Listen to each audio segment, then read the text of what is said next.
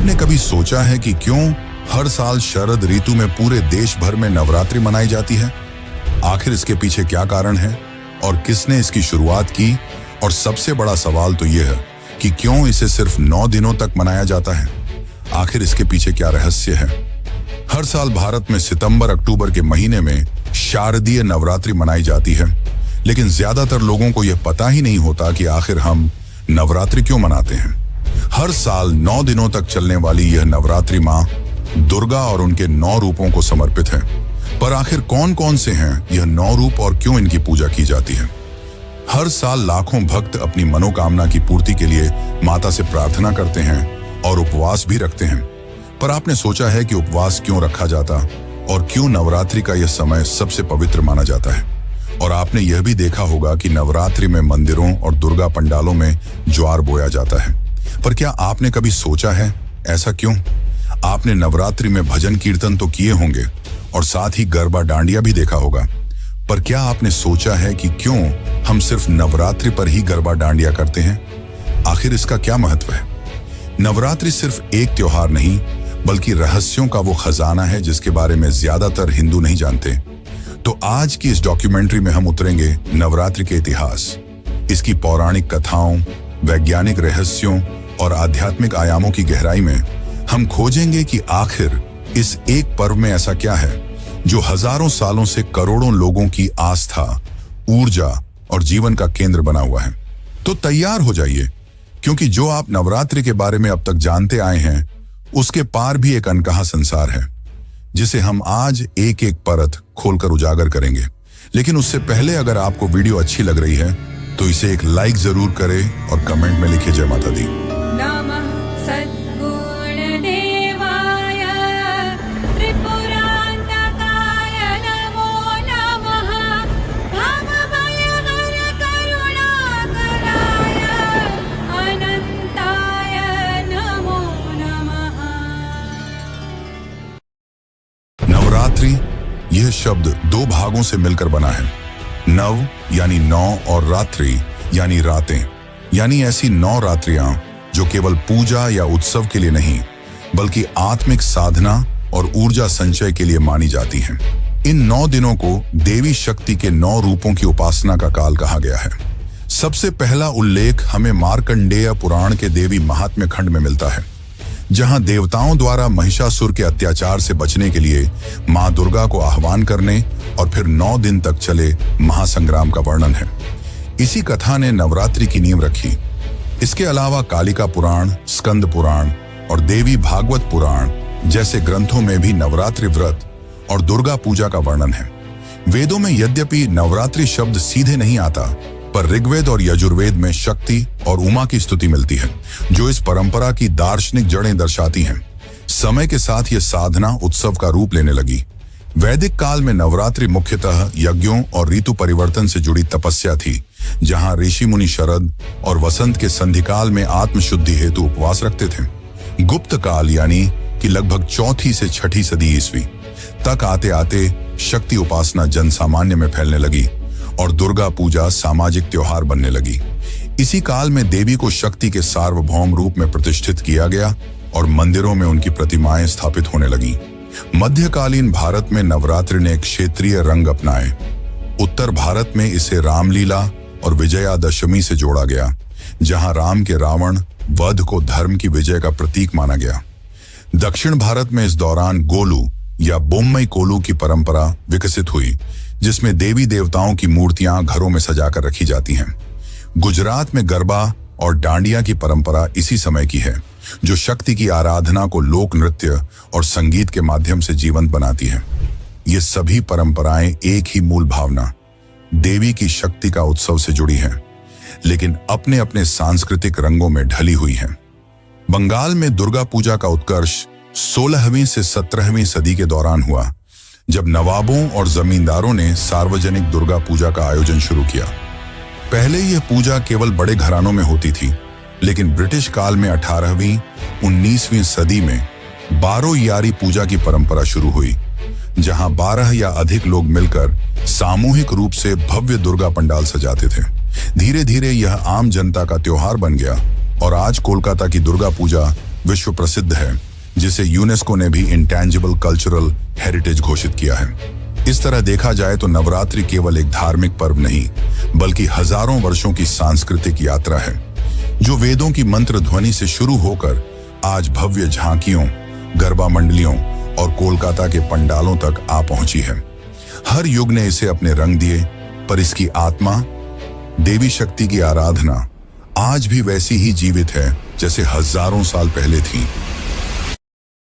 बहुत समय पहले जब त्रिलोक पर देवताओं का शासन था, तब असुरों का भी एक शक्तिशाली कुल था, दैत्य कुल। इसी कुल से एक असुर उत्पन्न हुआ जिसका नाम था महिषासुर। उसका शरीर भैंस का था। उसने कठोर तपस्या करके ब्रह्मा जी को प्रसन्न किया और उनसे वरदान मांगा कि कोई भी देवता, दानव या असुर उसे न मार सके। स्त्री जाति को कमजोर समझते हुए महिषासुर ने उससे सुरक्षा नहीं मांगी, जिसके बाद ब्रह्मा जी ने उसे वरदान दिया और अंतर्ध्यान हो गए। इस वरदान के बाद महिषासुर अहंकारी हो गया। उसने देवताओं पर चढ़ाई कर दी, इंद्रलोक पर अधिकार कर लिया और इंद्र, वरुण, अग्नि, यम, वायु जैसे सभी देवताओं को पराजित कर स्वर्ग से निकाल दिया। देवताओं की सेना टूट चुकी थी और पूरा ब्रह्मांड भय और अंधकार से भर गया था। हताश देवता तब ब्रह्मा, विष्णु और महादेव के पास पहुंचे और उनसे सहायता मांगी, पर दुविधा यह थी कि वरदान के प्रभाव से उसे कोई देवता नहीं हरा सकता। तब त्रिदेवों ने अपनी शक्ति से एक देवी को उत्पन्न किया, जो थी मां दुर्गा। देवताओं ने उन्हें अपने अपने दिव्य अस्त्र प्रदान किए। विष्णु ने सुदर्शन चक्र, शिव ने त्रिशूल, वरुण ने शंख, अग्नि ने भाला, इंद्र ने वज्र, वायु ने धनुष बाण, यम ने दंड और हिमालय ने उनका वाहन सिंह भेंट किया। देवी दुर्गा 10 भुजाओं में 10 दिव्य अस्त्र धारण किए सिंह पर आरूढ़ होकर महिषासुर की सेना की ओर प्रस्थान कर गईं। फिर शुरू हुआ महासंग्राम, जो पूरे 9 दिन और 9 रात चला। अंततः 9वें दिन उसने पहाड़ जितना विशाल शरीर धारण कर गर्जना की, किंतु देवी दुर्गा ने अपने सिंह को आगे बढ़ाया, महिषासुर पर चढ़ बैठी, त्रिशूल से उसका हृदय भेद दिया और तलवार से उसका मस्तक काट डाला। उसी क्षण आकाश से देवताओं ने पुष्प वृष्टि की ओर स्वर्ग पुनः प्रकाश से भर उठा। नवरात्रि के 9 दिन दरअसल महिषासुर के साथ चली 9 दिन की उस युद्ध गाथा का प्रतीक है, जिसमें हर दिन देवी ने अपने एक रूप से बुराई का अंत किया। इसीलिए आज भी नवरात्रि में नवदुर्गा की आराधना की जाती है और दशहरे के दिन बुराई के प्रतीक रावण का दहन कर विजय का उत्सव मनाया जाता है। जब देवी दुर्गा महिषासुर का वध करने के लिए प्रकट हुई थी, तब उन्होंने एक ही रूप में नहीं, बल्कि अपने 9 रूपों में धीरे धीरे प्रकट होकर उस युद्ध में विजय पाई थी। यही कारण है कि नवरात्रि को 9 रात्रियों का पर्व कहा जाता है, जिसमें हर दिन देवी के एक विशेष स्वरूप की पूजा होती है। इन 9 रूपों को सामूहिक रूप से नवदुर्गा कहा जाता है और हर रूप के साथ एक विशिष्ट कथा, प्रतीक और आशीर्वाद जुड़ा हुआ है। पहले दिन शैलपुत्री, पर्वतराज हिमालय की पुत्री, जो शक्ति की जड़ और स्थिरता का प्रतीक है। वे बैल पर सवार होती हैं और हाथ में त्रिशूल धारण करती हैं। दूसरे दिन ब्रह्मचारिणी, तपस्विनी रूप, जिन्होंने भगवान शिव को पाने हेतु कठोर तपस्या की थी। ये आत्म संयम और साधना की शक्ति देती हैं। तीसरे दिन चंद्रघंटा, इनके मस्तक पर अर्धचंद्र होता है और ये सिंह पर सवार रहती हैं। ये साहस और निडरता की प्रतीक मानी जाती हैं। चौथे दिन कूष्मांडा, कहा जाता है कि इन्होंने अपनी मुस्कान से ब्रह्मांड की रचना की थी। ये सृजन और सकारात्मक ऊर्जा की देवी हैं। 5वें दिन स्कंद माता, भगवान कार्तिकेय की माता, जो भक्तों को मातृत्व और सुरक्षा का आशीर्वाद देती हैं। 6ठे दिन कात्यायनी, महिषासुर वधिनी रूप, जो बल, क्रोध और न्याय की देवी हैं। 7वें दिन कालरात्रि, अंधकार का नाश करने वाली भयंकर रूप, जो राक्षसों का संहार करती हैं और भय से मुक्ति देती हैं। 8वें दिन महागौरी, श्वेत वर्णा, शांत और दिव्य तेज से पूर्ण, जो पवित्रता और मोक्ष की देवी मानी जाती हैं। 9वें दिन सिद्धिदात्री, ये सभी सिद्धियाएं और शक्तियां प्रदान करने वाली देवी हैं, जो भक्तों को आत्मबोध और पूर्णता की ओर ले जाती हैं।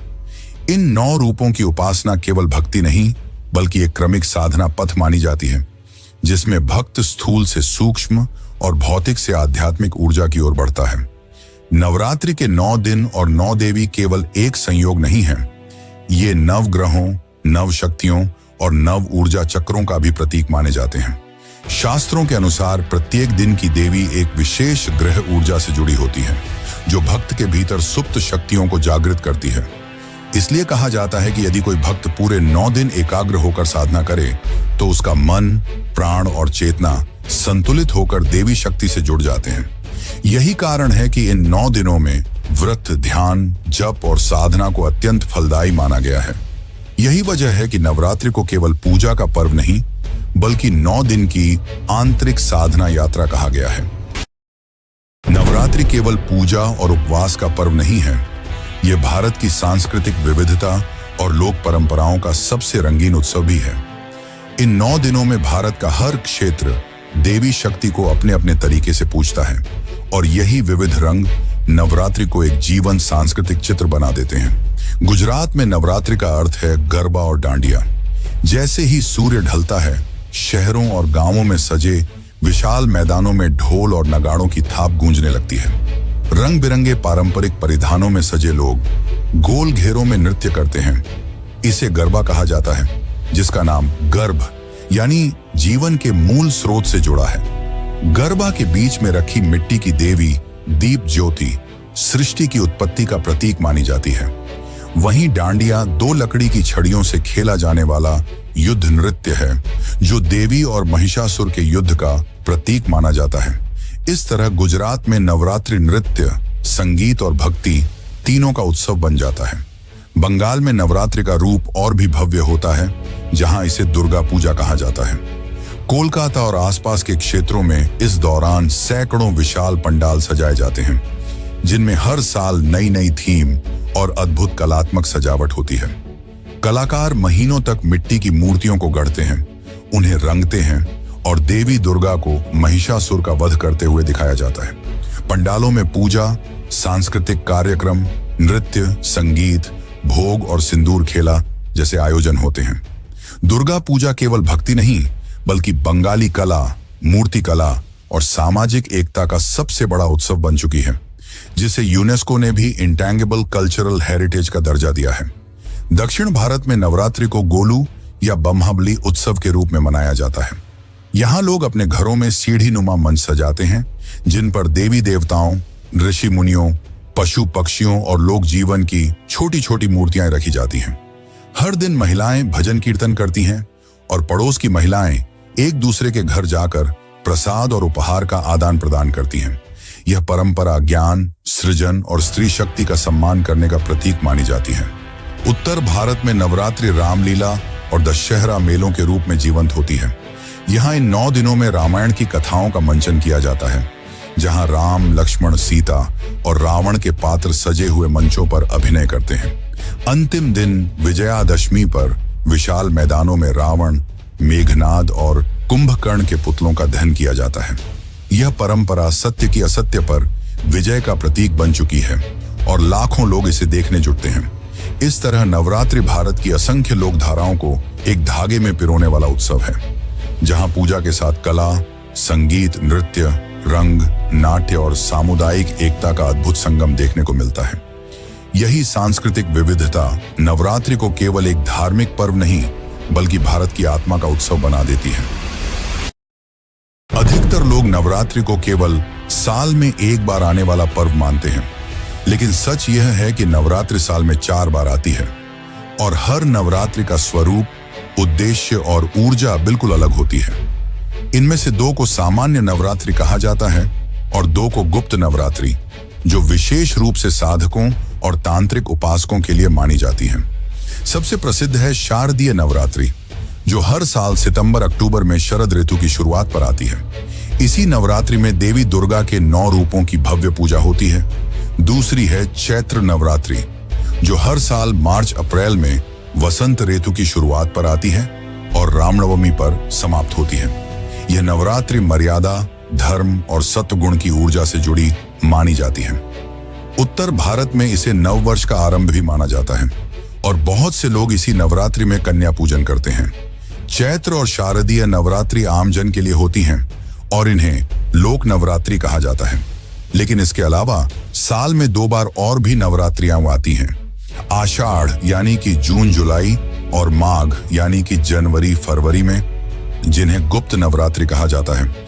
ये नवरात्रियां आम जन के लिए नहीं बल्कि तांत्रिक साधना और गूढ़ शक्ति पूजन के लिए आरक्षित मानी जाती हैं। कहा जाता है कि इस समय ब्रह्मांडीय ऊर्जा विशेष रूप से तीव्र होती है और साधक इस काल में देवी के उग्र रूपों जैसे काली, तारा, भैरवी, छिन्नमस्ता, त्रिपुर सुंदरी और भुवनेश्वरी की आराधना करते हैं।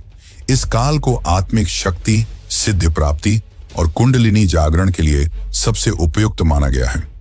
नवरात्रि में शक्ति साधना का गूढ़ पक्ष बहुत प्राचीन है। देवी महात्म्य और तंत्रसार जैसे ग्रंथों में बताया गया है कि नवदुर्गा केवल पूजा की प्रतीक नहीं है, बल्कि वे मानव शरीर के 9 ऊर्जा चक्रों यानी कि नवचक्र की जागरण शक्तियां भी हैं। साधक जब क्रमशः 9 दिनों तक देवी के 9 रूपों की आराधना करता है तो वह अपनी सुप्त ऊर्जा को ऊपर की ओर प्रवाहित करता है, जिससे कुंडलिनी शक्ति का जागरण होता है। यही कारण है कि गुप्त नवरात्रि के दौरान बहुत से साधक एकांत में रहकर मौन व्रत, जप, हवन और ध्यान जैसी विधियों से साधना करते हैं। कामाख्या जैसे शक्ति पीठों में गुप्त नवरात्रि का महत्व और भी अधिक होता है। असम स्थित कामाख्या पीठ में नवरात्रि के दिनों में हजारों तांत्रिक साधक एकत्र होते हैं और देवी की तांत्रिक पूजा करते हैं, जहां आम भक्तों का प्रवेश भी सीमित होता है। यहाँ की मान्यता है कि नवरात्रि के दिनों में स्वयं देवी की ऊर्जा जागृत होकर संपूर्ण स्थल को साधना के लिए जीवंत कर देती है। इस प्रकार नवरात्रि केवल भक्ति और उत्सव का पर्व नहीं है, बल्कि इसके भीतर आध्यात्मिक, ऊर्जात्मक और तांत्रिक परंपराओं की गहरी परतें भी छुपी हैं।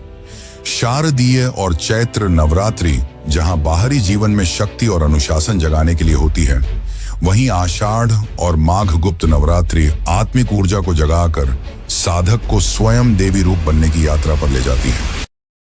समय बदल चुका है, पर नवरात्रि का आकर्षण आज भी उतना ही प्रखर है जितना सदियों पहले था। आज जब दुनिया डिजिटल युग में प्रवेश कर चुकी है, तब भी करोड़ों लोग नवरात्रि के 9 दिन श्रद्धा और अनुशासन के साथ बिताते हैं। अब बहुत से मंदिरों ने ऑनलाइन यात्रा पंजीकरण और डिजिटल आरती प्रसारण शुरू कर दिए हैं, जिससे लाखों भक्त घर बैठे ही माता के दर्शन कर पाते हैं। लोग मोबाइल ऐप्स से व्रत कैलेंडर देखते हैं, ई पास बुक करते हैं और भक्ति गीतों की प्लेलिस्ट सुनते हुए पूरे दिन उपवास करते हैं। यह दर्शाता है कि तकनीक भले ही बदल जाए, आस्था की लौ आज भी उतनी ही प्रज्वलित है। साथ ही अब नवरात्रि को और भी पर्यावरण हितैषी और जागरूक रूप में मनाया जाने लगा है। पहले जहां भारी प्लास्टर और रंगों से बनी मूर्तियां जल प्रदूषण का कारण बनती थीं, वहीं अब मिट्टी, शालग्राम पत्थर और बायोडिग्रेडेबल सामग्री से बनी मूर्तियां अधिक लोकप्रिय हो रही हैं। पंडालों में बिजली की जगह सौर ऊर्जा से रोशनी और प्लास्टिक की जगह पत्तों से बने दोने पत्तल का उपयोग किया जा रहा है। यह दर्शाता है कि भक्ति और पर्यावरण संरक्षण साथ साथ चल सकते हैं। पॉप कल्चर और सोशल मीडिया ने भी नवरात्रि को एक नया आयाम दिया है। इंस्टाग्राम, यूट्यूब और फेसबुक पर गरबा डांस चैलेंज, मेकअप और ट्रेडिशनल फैशन रील्स और व्रत रेसिपी वायरल होती हैं। युवा पीढ़ी के लिए नवरात्रि अब केवल पूजा नहीं, बल्कि अपनी संस्कृति से जुड़ने और अपनी पहचान व्यक्त करने का मंच बन चुकी है। और यह केवल भारत तक सीमित नहीं है। प्रवासी भारतीय दुनिया के हर कोने में नवरात्रि का भव्य आयोजन करते हैं। अमेरिका, ब्रिटेन, ऑस्ट्रेलिया, खाड़ी देशों और अफ्रीका तक में भारतीय समुदाय गरबा नाइट्स, दुर्गा पूजा और रामलीला आयोजित करते हैं। यह दर्शाता है कि नवरात्रि केवल एक धार्मिक त्योहार नहीं, बल्कि भारत की सांस्कृतिक आत्मा का वैश्विक उत्सव बन चुकी है। लेकिन इन आधुनिक रंगों के बीच भी नवरात्रि का मूल संदेश आज भी वही है, शक्ति की उपासना। देवी दुर्गा केवल महिषासुर मर्दिनी नहीं, बल्कि स्त्री शक्ति के उस शाश्वत स्वरूप की प्रतीक हैं, जो सृष्टि को जन्म भी देती है और उसकी रक्षा भी करती है। यह पर्व हमें याद दिलाता है कि जिस समाज में स्त्री का सम्मान होता है, वही समाज सृजनशील और प्रगतिशील बनता है। नवरात्रि की 9 रातें आत्म साधना की यात्रा मानी जाती हैं। जब साधक अपनी इंद्रियों पर नियंत्रण कर अपने भीतर की अंधकार को परास्त कर आत्मबोध की ज्योति तक पहुंचता है और 10वें दिन विजयादशमी पर हम रावण दहन के साथ ये संदेश दोहराते हैं कि असत्य चाहे कितना भी शक्तिशाली लगे, अंततः सत्य की ही विजय होती है।